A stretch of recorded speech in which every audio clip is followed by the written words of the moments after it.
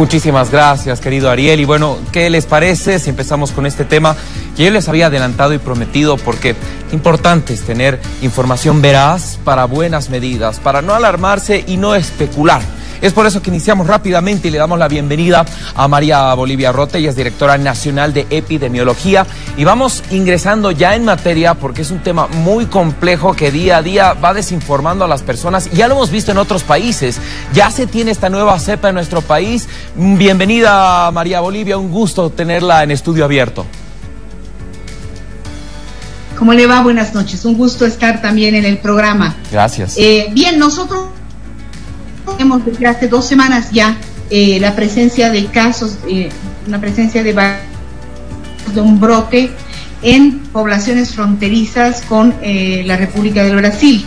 Hablo de Perín, de Riberalta, de Cobija y ahora de Puerto Quijarro en Santa Cruz.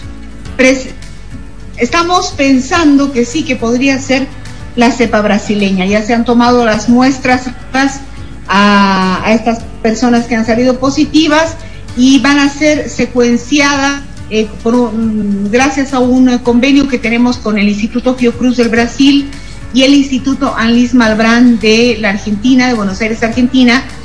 Las pruebas enviadas ya para ser secuenciadas allá, para conocer si realmente se trataría de la cepa de la B1 del coronavirus.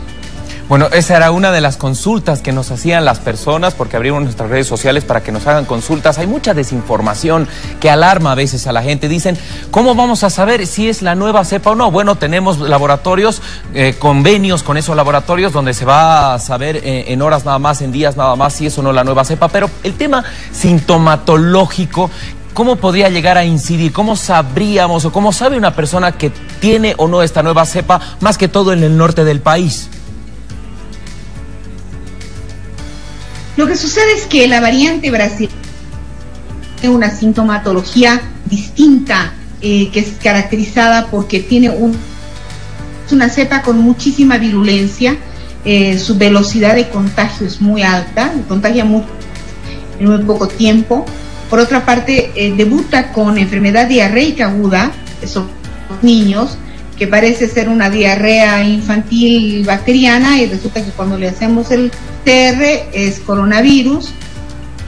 Ataca a gente joven, lo que no vimos en la primera ola ni hasta este momento en el país, no vimos gente joven. En cambio ahora en Riberalta tenemos 32 casos de gente joven entre 12 hasta 19 años. Wow. Esa es otra de las características. Y aparte de eso, que tiene fiebre muy fuerte que no remite con los antipiréticos normales.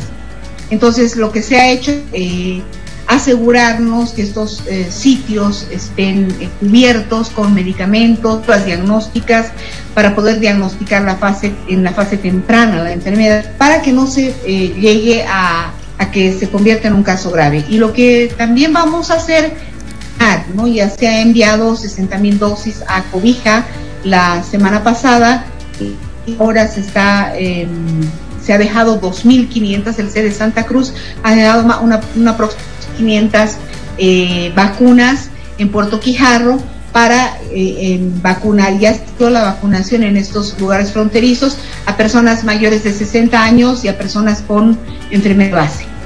Revisemos cuál sería la incidencia de esta nueva cepa. ¿Debería modificar todo el plan que se está siguiendo de vacunación? Tenemos por meses, por edades, etcétera. Y también, ¿sería pasible a quizás revisar a esta población más vulnerable con esta nueva cepa a que pueda acceder a la vacuna? ¿Cómo se va a trabajar con todo ello?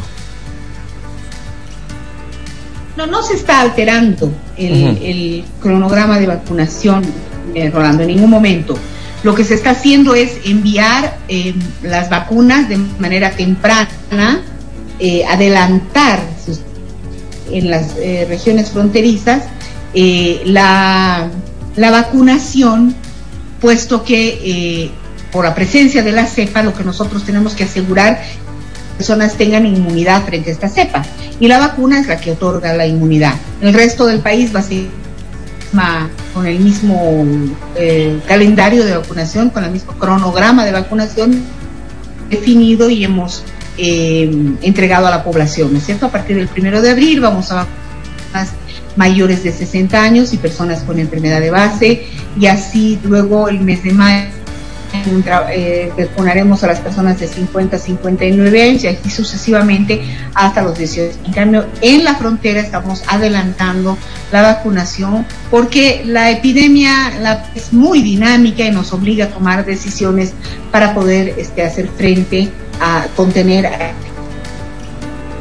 Hacer una consulta dentro de las medidas preventivas y luego nos vamos a las restrictivas, pero dentro de las preventivas, ¿qué debería hacer la población para apoyar a todo el esfuerzo y el plan que tiene el gobierno central y también las diferentes direcciones y los sedes para frenar esta cepa que, por supuesto, va a agudizar un poco la incurrencia de la pandemia en nuestra sociedad, en nuestro país?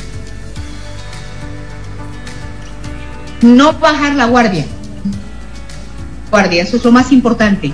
Mantener las medidas de bioseguridad que hemos dicho, barbijo, 1,5 metros a 2 metros de distancia entre las personas cuando hacen una fila en cualquier lugar, no hacer reuniones sociales, no hacer aglomeraciones, no hacer reuniones de personas en ambientes cerrados sin ventilar, utilizar alcohol en gel, lavarse las manos.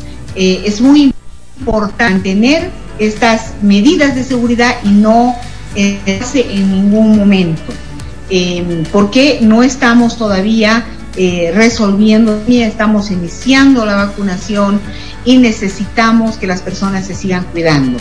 Una vez hemos vacunado a toda la población y la población haya adquirido inmunidad, esa es otra situación, pero mientras tanto tenemos que seguir cuidándonos como lo estamos haciendo desde marzo del 2020. Ahora el factor de medidas restrictivas. Estamos viendo que esta nueva cepa afecta a la población joven, a la población más dinámica y difícil de controlar. ¿Qué deberían hacer las alcaldías? ¿Qué medidas restrictivas deberían implementar?